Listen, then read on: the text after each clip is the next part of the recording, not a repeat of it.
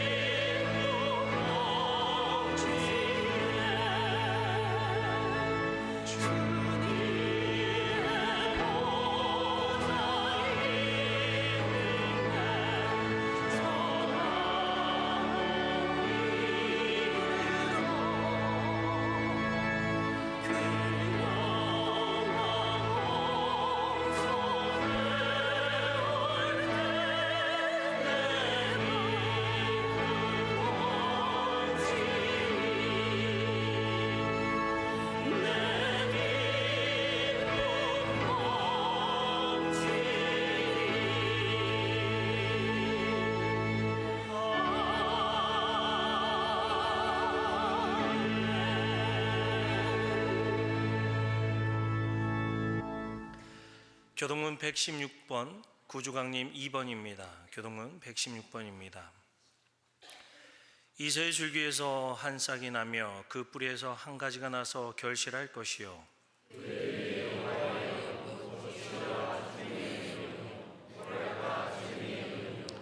지식과 여호와를 경외하는 영이 강림하시리니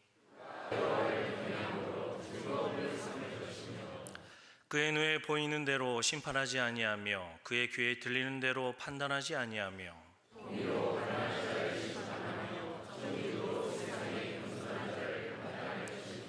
그의 입에 막대기로 세상을 치며 그의 입술의 기운으로 악인을 죽일 것이며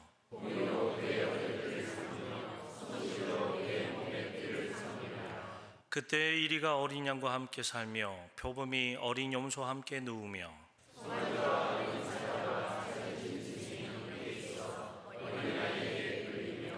암소와 곰이 함께 먹으며 그것들의 새끼가 함께 엎드리며 사자가 소처럼 풀을 먹을 것이며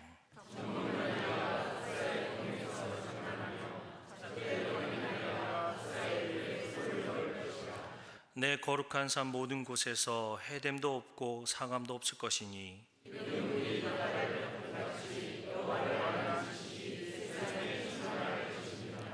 그날에 이새의 뿌리에서 한 싹이 나서 만민의 기치로 설 것이요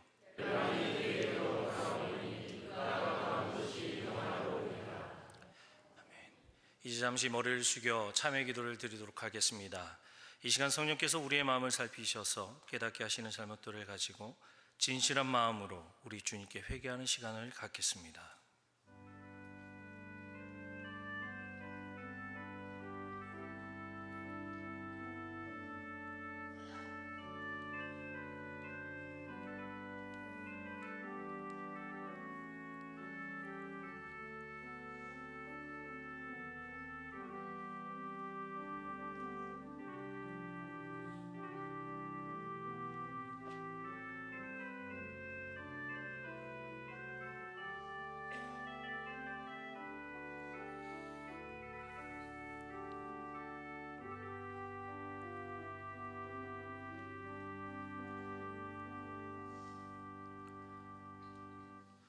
그가 우리를 흑암의 권세에서 건져내사 그의 사랑의 아들의 나라로 옮기셨으니 그 아들 안에서 우리가 속량꽃 죄사함을 얻었도다. 이제 사도신경으로 우리의 신앙을 고백하오니 나는 전능하신 아버지 하나님 천지의 창조주를 믿습니다.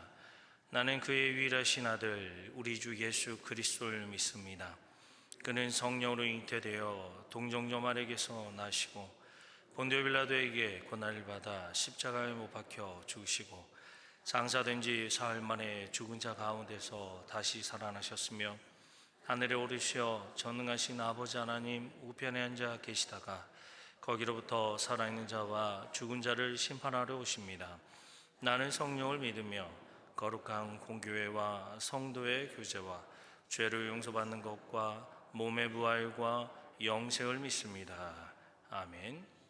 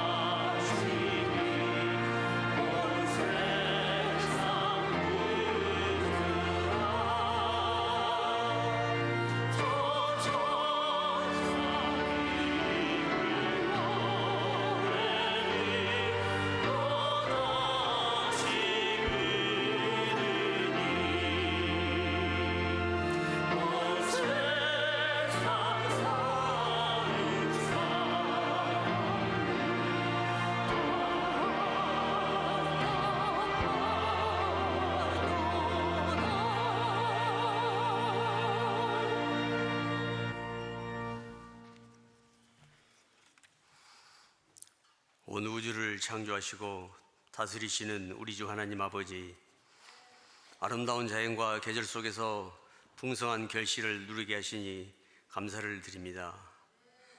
오늘은 주님의 날, 바쁜 일상에서 쉼을 주시고 주 하나님께 영광 올리며 찬양으로 보내게 하여 주시니 기쁨이 넘칩니다. 항상 기뻐하는 말씀처럼 우리에게 주어진 일상 중에서 오래 참고 견디며 범사에 감사하며 쉬지 말고 기도하는 매일 되게 인도하옵소서. 지난 1년을 돌아보면 세상은 우리가 알 수 없는 속도로 달려왔습니다. 풍성하고 아름다운 자연을 보고 만족하지 못하여 더 풍성한 희락을 요구하며 남과 비교하기를 좋아하여 더 잘 살고 더 높은 곳에 앉으려는 욕망으로 몸부림치는 세상을 보게 됩니다. 주여, 저 아침 이슬 같고 풀과 같은 욕망을 우리 마음속에서 따스한 햇살로 말끔히 녹여주시고 주 하나님을 찬양하며 주님의 은총 속에서 감사하며 살아가게 하옵소서. 의인이 없다고 하신 주님, 죄를 지을 수밖에 없는 약한 심령들을 용서해 주시고 항상 기도하며 참여하는 마음으로 살아가게 하옵소서. 스스로 높이는 자가 되지 말고 섬기러 오신 주님처럼 겸손하게 살아가도록 인도하여 주시옵소서. 하나님 아버지, 시간 흘러 벌써 한 해가 끝나갑니다. 연초에 계획한 사업들이 온전히 마무리되어 하나님께 영광 돌리게 하옵소서. 이제 10일, 11일에 있을 재직 세미나를 준비하고 있습니다. 온 재직들이 서로 위로하며 돕고 하나 되어 몸된 교회를 위해서 설선하여 충성하는 일꾼들이 되게 인도하옵소서. 또한 2020년에 계획하고 준비하는 사업들이 온전한 결실을 얻을 수 있도록 준비와 참여에 합심하여 선을 이루게 인도하옵소서. 하나님 아버지, 보이는 주변의 모든 사물을 온전히 볼 수 있는 눈을 주셔서 저들의 신음소리와 고통을 들을 수 있게 하시고 그 고통을 함께 나누는 자들 되게 하옵소서. 예수님이 찾아왔던 많은 사람들에게 하나님의 나라를 가르쳐 주신 것처럼 우리들에게 많은 사람들이 찾아올 수 있게 하여 주옵소서. 저들이 우리를 찾아올 수 있도록 필요한 것으로 채워주시고 주어진 것들을 그들을 위해 사용하게 하옵소서. 또한 하나님 나라가 여기에 있음을 보여주고 가르쳐주며 주님을 따르게 할 수 있도록 세상으로 나가게 하옵소서. 하나님 아버지, 세상은 너무나 많은 것을 요구하지만 정작 저들에게 필요한 것이 무엇인지 파악할 수 있는 관심과 지혜를 주셔서 내게 있는 작은 손 하나부터 나누어 희망을 안기고 소망의 하나님 나라를 볼 수 있게 하옵소서. 하나님 아버지, 슬픔을 당한 가정과 슬픔을 함께 나누고 병들어 고통을 당하는 성도에게 치유와 은삼을 베풀어 주셔서 주님 섬기는 마음이 충만한 기쁨의 가정들 되게 하옵소서.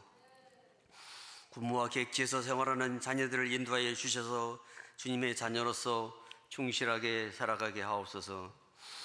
하나님 아버지, 우리에게 캄보디아를 품어 최수철 이경미 선교사를 파송하여 인도해 주시고 새로운 교회가 세워지며 하나님의 자녀들이 날로 늘어나고 있다는 기쁜 소식에 감사를 드립니다. 우리 모두 기모하며 기도하며 협력하여 캄보디아의 교회들이 부흥되어 주님의 복음이 그곳에 널리 퍼지게 하옵소서. 신대 지역을 아우르고 있는 순천 제일교회 성령 은혜 사랑이 충만한 교회 되어 순천 광양 여수의 주님의 빛과 사랑을 알리는 구원의 방주가 되게 하옵소서. 이 시간 말씀으로 채워주실 홍성호 목사님께 함께해 주셔서 성령 충만한 시간 되게 하옵소서. 찬양대의 찬양을 통하여 홀로 영광 받으시오며 우리를 위해 어린 아기로 오신 예수 그리스도의 이름으로 기도드립니다. 아멘.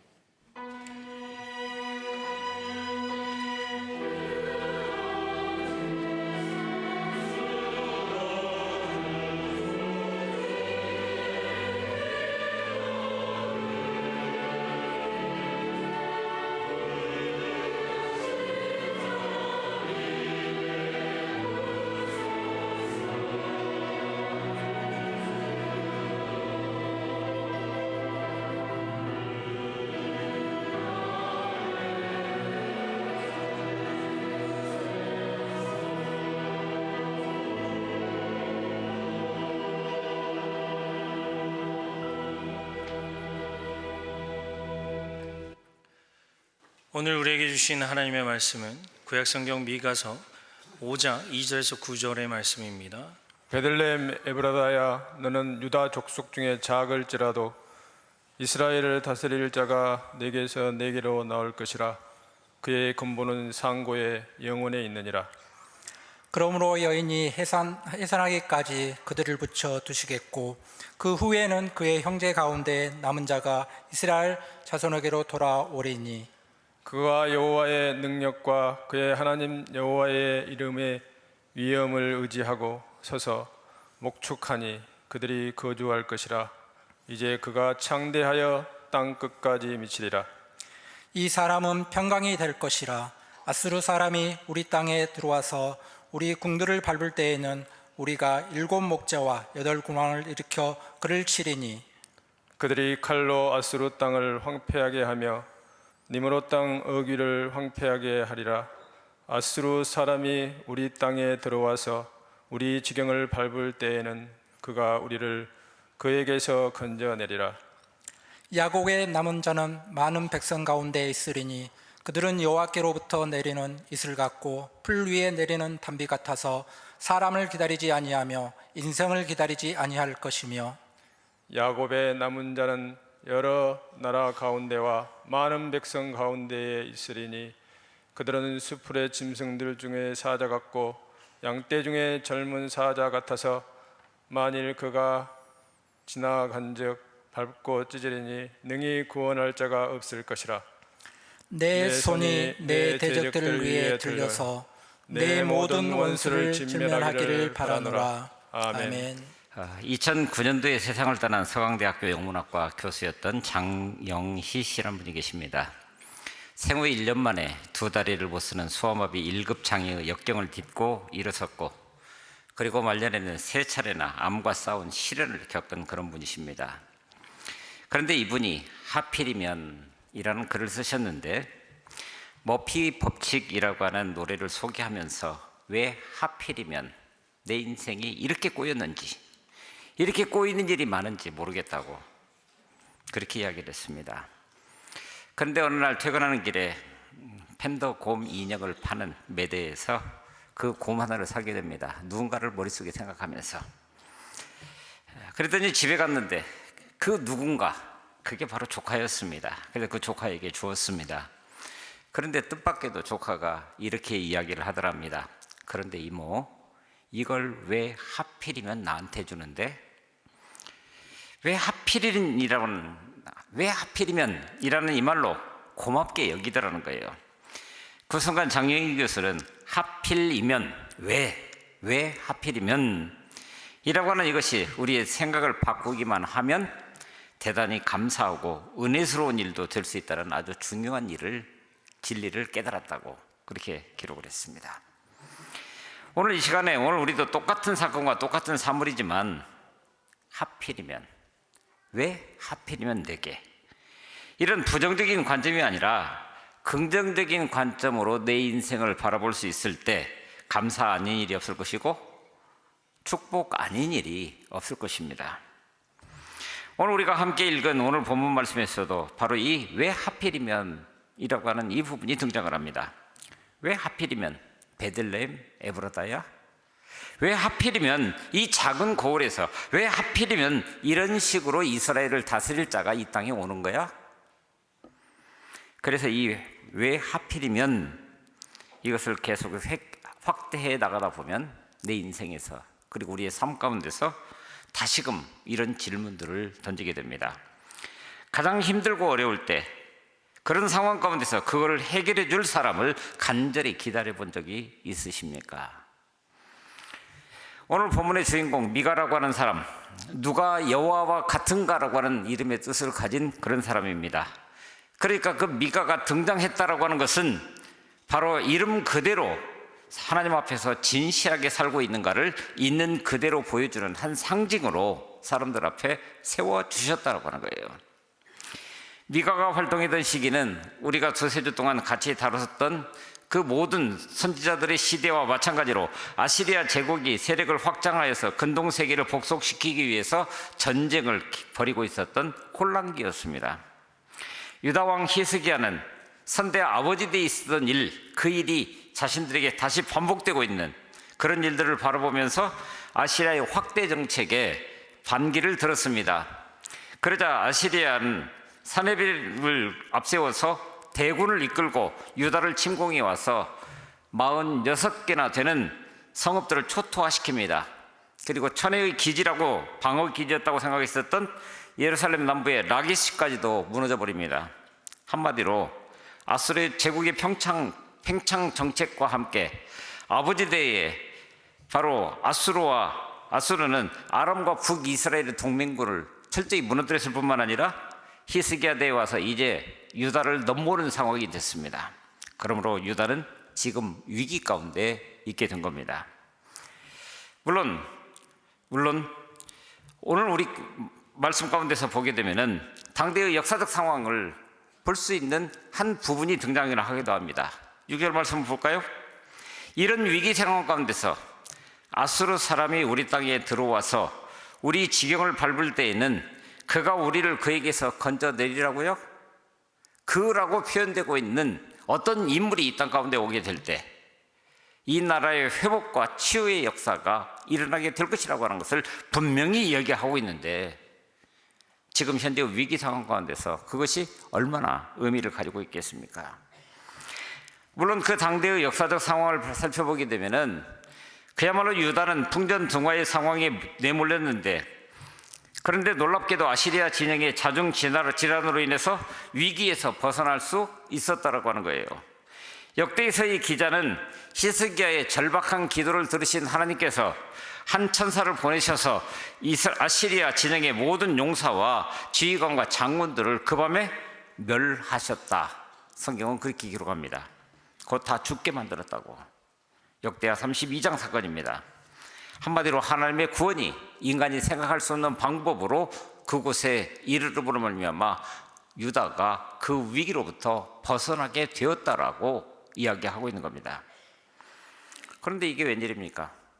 이제는 한숨 돌릴만도 한데 놀랍게도 미가는 그런 상태 속에서 나타나서 위기가 끝난 게 아니라고 선언하고 있습니다. 머지않아서 예루살렘이 초토화될 것이라고, 유다의 지도층들이 그들의 삶이 변하지 않는 한 이 위기는 계속될 수밖에 없다고, 백성들을 세심하게 돌보아야 할 지배층들이 자기 배를 불리는 데만 열심일 뿐이 이런 상황을 두고 하나님이 가만히 계시겠느냐고. 아수르가 문제가 아니라는 거예요. 그래서 미가는 그들을 일러서 정의를 미워하고 올바른 것을 그릇되게 하는 자들이라고 일컫습니다. 그들은 시온을 피로 예루살렘을 죄악으로 건축하는 자들이라고 맹비난을 쏟아내고 있는 것을 보게 됩니다. 미가서 3장입니다. 지도자라는 이들은 뇌물을 받고서야 그때서 움직여서 뭔가 일을 해나가기 시작하고, 제사장들은 싹스를 받고서야 율법을 가르쳐가고, 예언자들은 돈을 받고서야 하나님께서 그들에게 이미 밝히 보여주시던 계시를 백성들에게 이야기하기 시작합니다. 정치, 종교, 문화 가릴 것 없이 총체적으로 무너져버린 그런 세계. 그래서 그들은 자기 배를 하나님으로 섬기는 자들이라고 그렇게 얘기를 합니다. 근데 그럼에도 불구하고 그들은 주님께서 지금 우리와 함께 계신다는 거예요. 하나님이 함께 계시니 지금 미가의 입을 통해서 나오는 그 모든 재앙들이 우리 가운데 임할 리가 없다라고 하는 거예요. 근데 정말 그럴까요? 이것이 오늘 우리에게 위로가 되고 듣기에는 좋을지 몰라도 그것은 진실이 아닙니다. 그렇게 미가는 직설적으로 하나님의 뜻을 전하기 시작합니다. 듣거나 아니 듣거나 상관없습니다. 그래서 미가서 3장 12절을 보게 되면은 제가 표준 세번역으로 읽어드립니다. 바로 너희 때문에 시온이 밭 갈듯 뒤집어질 것이고 예루살렘이 폐허더미가 되며 성전이 서 있는 이 산은 수풀만이 무성한 언덕이 되고 말 것이다. 성전이 서 있던 그 자리가 수풀만 무성한 세계가 된다고 한다면 그 성전이 어떻게 되었겠습니까? 바로 BC 586년, 그러므로 100년 어간에 이런 일들이 그들 앞에 실제로 등장하게 돼서 성전이 산산이 부서버리게 됩니다. 그러니까 무엇입니까? 미가를 통해서 전달된 하나님의 뜻은 너무나도 명백합니다. 백성들의 삶이 그들보다 더 낫다는 말이 아닙니다. 그 백성들 마찬가지로 자기 중심적이고 기회가 된다고 한다면 자기 이익을 확보하기 위해서 혈안이 될 수밖에 없는 그런 인간들, 죄 가운데 살고 있는 이들의 어쩔 수 없는 한계라고 이야기를 합니다. 그러기에 지도층들의 솔선수범이라고 하는 것은 곧 하나님의 말씀을 받은 그대로를 삶으로 살아내므로 하나의 샘플이 되는 것은 굉장히 중요한 일이라고 이야기를 하고 있는 겁니다. 그런데 여러분, 이것이 단순히 당대의 남유다 왕국에만 해당되는 이야기 같아 보이십니까? 오늘 우리는 아닌가요? 적어도 지금 이 말씀이 선지자 미가의 입을 통해서 들려주신 그 말씀이 오늘 지금 이 시간 우리에게 들려지고 있다고 한다면, 그래서 그 말씀이 오늘 우리를 찔러 쪼개면서 무엇인가 깊이 묵상하게 하고, 그러므로 오늘 우리에게 마음의 다짐과 결단을 새롭게 한다면 이 땅의 지도자들도 마찬가지입니다. 사람들에게 아름다운 세상을 꿈꿀 수 있도록 자신들에게 맡겨진 백성들을 잘 이끌어갈 수 있어야 하는데, 오히려 이런 지도자들로 인해서 지금 우리 사회가 뿌리채 흔들린 것 같은 그런 세계 속에서 살아가고 있는 것 아닌가요? 주어진 역할을 특권으로 이해하는 이들로 인해서 사회적 결속력은 한없이 약화되고 있는 모습들이 오늘 우리의 현실적인 삶 아닌지, 같은 자리에서 하나는 우 하나는 좌 해가면서 자신들이 가지고 있는 자신의 이익을 향해서 무엇인가를 소리내고 있는 그런 현장, 그런 세상은 미가식으로 말하면 한마디로 순식간에 무너져 내릴 수밖에 없는 세상이라고 명백하게 이야기를 하고 있습니다. 그러니 어떻게 해야 됩니까?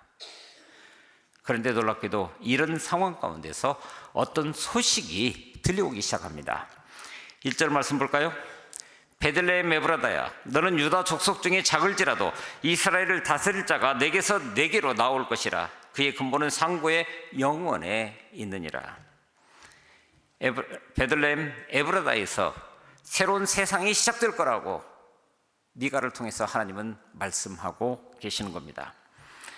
물론 베들레헴은 그들에게 있어서는 굉장히 중요한 동네입니다. 다윗의 고향입니다. 그러므로 베들레헴이라고 하는 단어만 썼더라고 한다면 사람들은 자연스럽게 다윗 가문에서 또 다른 위대한 왕이 태어나서 이 땅을 새롭게 통치할 것인가? 어쩌면 이런 기대를 가지고 설 수 있었을지도 모르겠습니다. 하지만 미가는 베들레헴에다가 에브라다라고 하는 말을 겹쳐서 쓰고 있습니다. 에브라다, 에브랏 사람들의 땅이라고. 여러분, 에브랏이 어디인 줄을 기억하실 수 있겠습니까? 저도 모르고 여러분들도 모릅니다. 보잘것없는 동네라는 얘기예요. 그 누구에게도 인식되지도 않는 동네. 그런데 그 땅에서, 그런데 놀랍게도 에브랏은 야곱의 아내인 라헬이 묻힌 곳이기도 합니다. 그들이 하란에서 20년 생활을 마무리 짓고 고향으로 돌아오는 길목, 그러므로 마음 들뜬 한 소망의 자리이기도 했는데, 놀랍게도 라헬이 죽음으로 말미암아서 크나큰 슬픔과 아픔이 동시에 경험된 바로 그런 장소였다라고 하는 거예요. 더군다나 너 베들레헴 에브라다야 그렇게 부르고 나더니 그 다음에는 뭐라고요? 유다의 여러 족속 가운데서 작은 족속이라고요?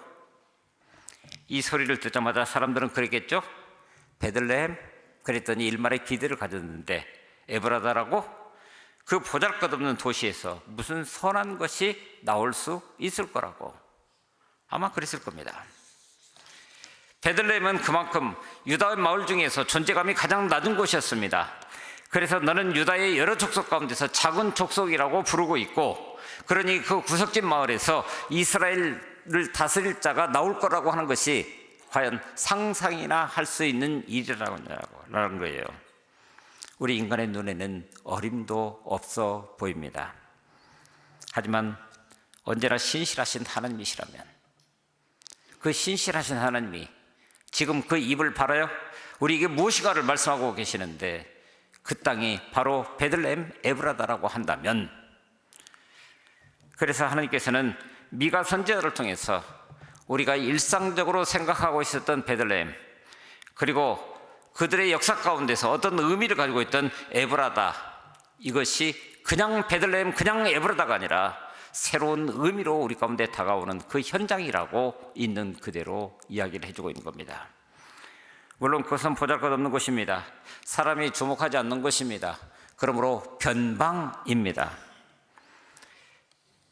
그런데 그 변방에서 일이 일어나고 있다고요? 늘 중심부에만 있으면 사실은 그 자체에 매몰되어서 현실을 제대로 볼 수가 없는 법입니다. 그래서 좀 떨어진 변방에서 늘 새로운 역사는 시작되는 거라고 우리 인간의 역사는 늘 그렇게 이야기를 합니다. 겉보기에는 정말 보잘것없고 바라는 것은 이때 그것이 성취될 것 같지 않은 그곳, 그래서 세상이 왜 이런 모양이야? 그러면서 새로운 세상에 대한 꿈을 막연히 꾸기 시작하는 그곳, 그곳이 바로 베들레헴 에브라다라고 하는 거예요. 그리고 하나님께서 이것을 미가 선지자를 통해서 이스라엘에게 선포해 나가기 시작할 때 바로 이것이 하나님이 일하시는 방법이다 라고 우리에게 명백히 이야기를 해주고 있는 것입니다. 보십시오. 사람들은 어느 결인가 중심으로 몰려가는 그런 삶을 살아갑니다. 그리고 거기서 무엇인가 해내려고 시도하다가 보니까 이전투구하게 되고 자기가 지금 어디로 가는지도 모르는 채로 그냥 그 방향을 향해서 매진하고 있는 것이 현실적인 우리의 삶 같아 보입니다. 그런데 앞에서 보았던 것처럼 미가서 3장 전체를 통해서 도대체 우리가 그토록 향하는 중심부 거기에서 어떤 일들이 일어났는지 보라는 겁니다. 물론 지금 이스라엘과 유다 백성들은 그 구원자가 나타날 때까지 원수들의 손에 잡혀 있을 수밖에 없습니다. 오늘 본문 3절이 그렇게 얘기를 합니다. 그렇지만 때가 되어서 그 구원자가 나타나서 하나님의 백성을 원수의 손에서 건져내고, 그래서 4절에서 말씀하는 것처럼 여호와의 능력과 그의 하나님 여호와의 이름의 위엄을 의지하고 서서 그 백성을 다스릴 것이라고, 그렇게 되면 그의 위대함이 땅끝까지 이르를 것이라고, 그때가 되었을 때 백성들은 드디어 평강을 맛보게 될 것이라고 그렇게 얘기하고 있습니다. 바로 이 땅에 오시는 그분으로 말미암아서, 그리고 과연 평화의 왕으로 우리 주님 아기 예수로 이 땅 가운데 오셨습니다. 아니, 지금 오시고 계십니다. 하나님이 하시는 일은 자주 인간의 기준과 그 기대를 넘어섭니다. 아니, 인간의 기준과 그 기대와 반대일 때가 너무나도 많습니다. 가장 높으신 분이 가장 낮은 곳으로 임하셨습니다. 전능하신 분이 가장 연약한 아기의 모습으로 이 땅 가운데 오셨습니다. 그분의 위대하심에 걸맞게 명성 높은 도시로 오시지 않고 역사 가운데 한 번도 그 이름을 올리지 못한 무명의 동네로 오셨습니다. 명망 높은 가문에서 나시지 않고 비천한 여인의 몸을 통해서 이 땅 가운데 오셨다고 하는 거예요. 우리가 알고 있는 게 그거 아닙니까? 그렇기 때문에 오늘 우리는 알고는 있으면서도 그 하나님의 손길을 자주 놓치고 있는 것이 우리의 현실 아닌가, 이런 질문을 하게 됩니다. 하나님의 눈길이 향하는 그곳이 아니라 우리는 늘 중심을 향해서 높은 곳을 바라보고 화려한 곳에 가기를 힘쓰고 지체 높은 이들과 어울려서 그렇게 어우러져서 살아가기를 원합니다. 좋은 음식이 있고 흥겨운 유흥이 있는 곳이기를 바랍니다.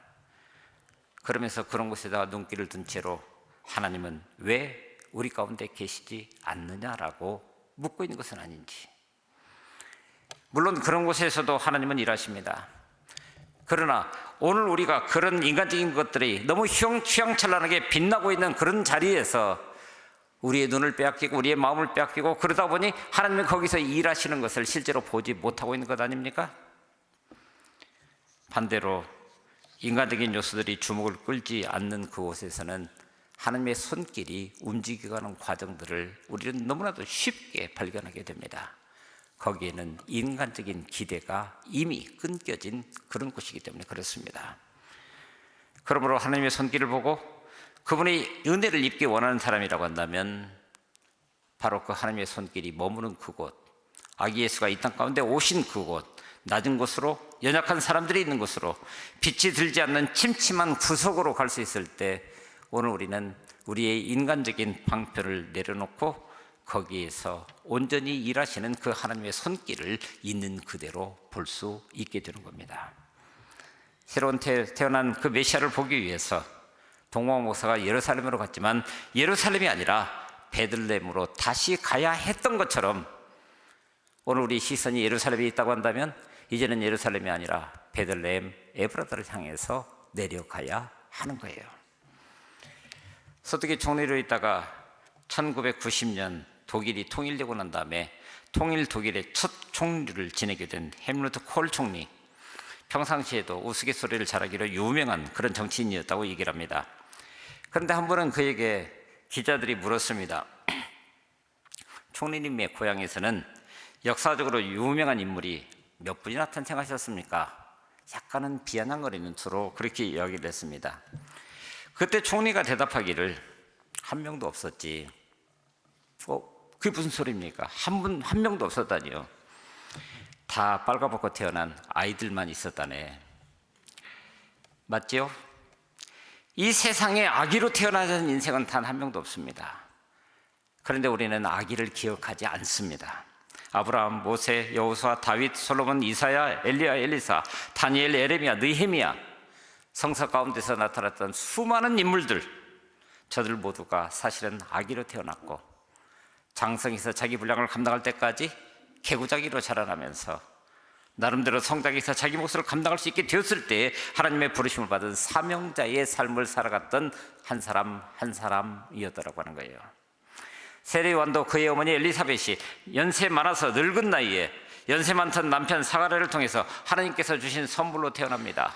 그리고 광야 한복판에서 자라갑니다. 그리고 때가 되었을 때에 이 땅에 드러내고 그리고 주님이 오실 길을 예비하라고 선언한 선구자로 그 자리에 설 수 있었던 겁니다. 심지어는 하나님의 아들이신 예수 그리스도조차 인간의 몸을 입고 마리아의 태에서 자라나 그가 이 땅에 처음 모습을 드러내 보여주셨을 때 그를 기다리고 있는 것은 말구유였고 그리고 초라한 베들레헴 시골 한 구석이었더라고 하는 거예요. 12살까지 잊혀진 존재로 살다가 12살에 처음 성전에 드러남으로 내 아버지 집에 거할 곳이 여기인 줄을 모르셨습니까? 마찬가지로 30년을 부모를 공양하면서 일상적인 삶을 살다가 그러나 때가 되어 3년 동안 하나님의 나라를 이 땅 가운데 있는 그대로 보여주시고 그리고 십자가에 달리셔서 그 하나님의 나라를 완성하셔서 하나님의 뜻, 그 하나님의 사랑을 우리 가운데 있는 그대로 샘플로 보여주시고 그리고 그분이 하나님 나라 그 자체가 되셔서 하늘로 가시고 오늘 우리에게 오겠다라고 약속으로 여전히 우리 가운데 함께 계신 것 아닙니까? 이게 뭘 말하는 거죠? 롬베르토 노벤이라고 하는 분이 바로 예수 그리스도의 오심을 이렇게 시로 표현을 했습니다.